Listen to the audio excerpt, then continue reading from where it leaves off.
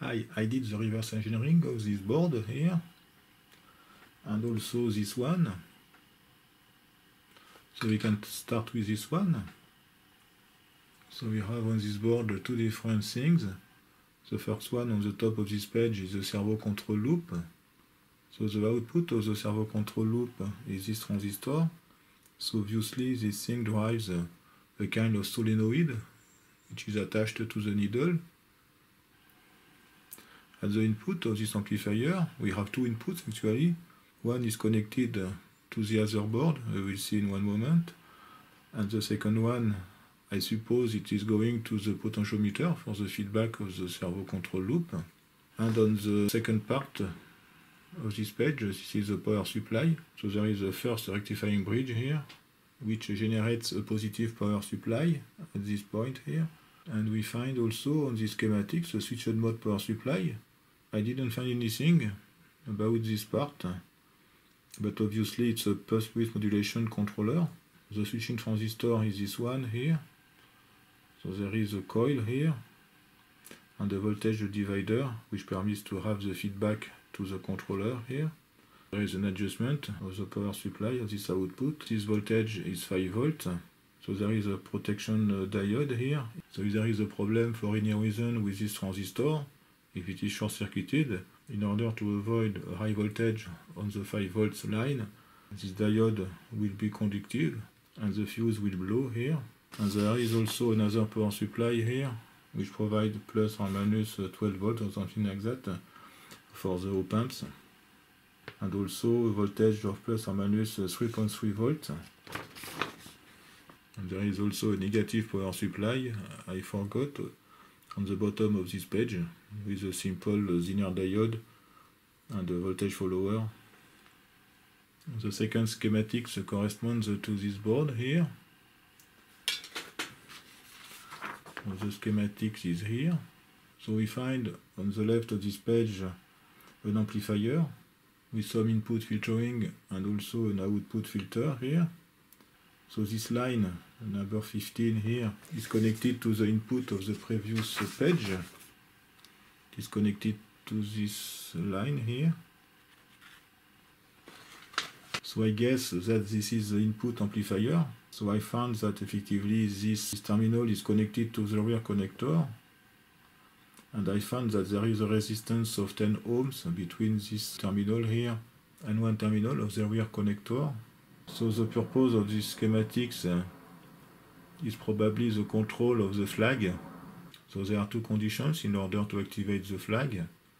So the first one is the voltage, which should be present at this terminal here. This voltage should be above a given voltage, which is defined by these two resistors here. And the second condition is also the presence of an AC voltage at the output of this gate here. So there is rectifying of this voltage, and this is compared to another threshold defined by these two resistors here. And on the bottom of this page there is some logic stuff. So there is a mysterious part, which is S8822F. I didn't find anything accurate on internet. This is maybe a GK flip-flop, and there is at the output a counter here. So I don't know the purpose of this circuit. So I'm going to reinstall the board and we will see what we can do with this. Okay, I'm going to turn on the power supply. Let's go. So I have connected the input of this amplifier to a power supply. Between this terminal and this one, a positive at this side here. So for the moment I have 0 volt. But if I increase a little bit the voltage, you see that the needle tries to move, but actually I have found that there is a mechanical problem with this thing. Because actually it seems that there is a lot of frictions, and if I turn off the power supply, you can see that the needle stays in place. So normally it should return to 0 position. There should be a spring, but obviously there is a problem with this stuff.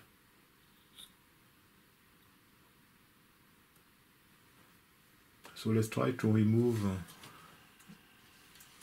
this metal plate here. So for this I need to remove the needle.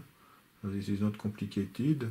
And after we need to remove these two little screws here, which will permit to remove this front plate here. And after that it will be possible to remove this plate and maybe we can see something. So first I will remove the needle.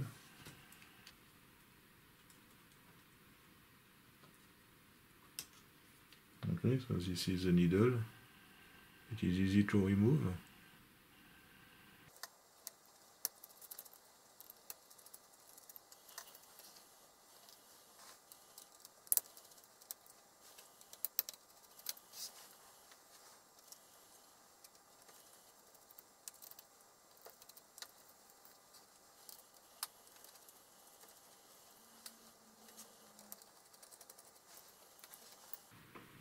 Okay, so let's see what we have here. I'm going to make a zoom on this thing. So we can see we have effectively a potentiometer. Okay, we can see the track here all around.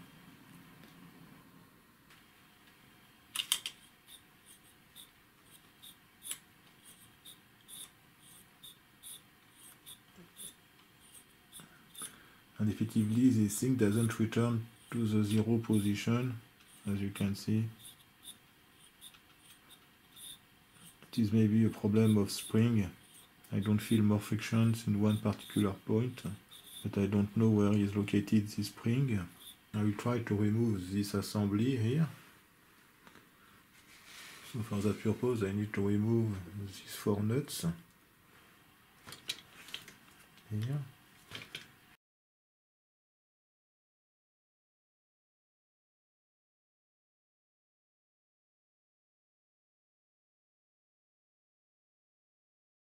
So this thing is very difficult to take apart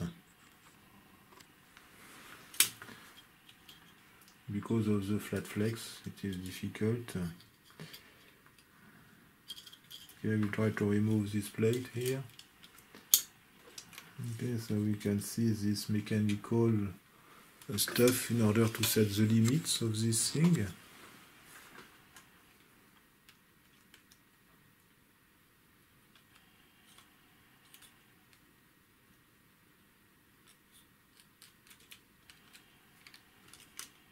So I'm going to remove these 2 screws. We'll see this thing, what is inside. Yes, I think this will be impossible to remove.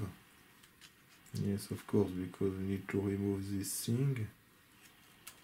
This will be very, very difficult because I need to remove this mechanical stuff here. I don't have the Allen key to remove this small screw, so I cannot take apart this stuff here.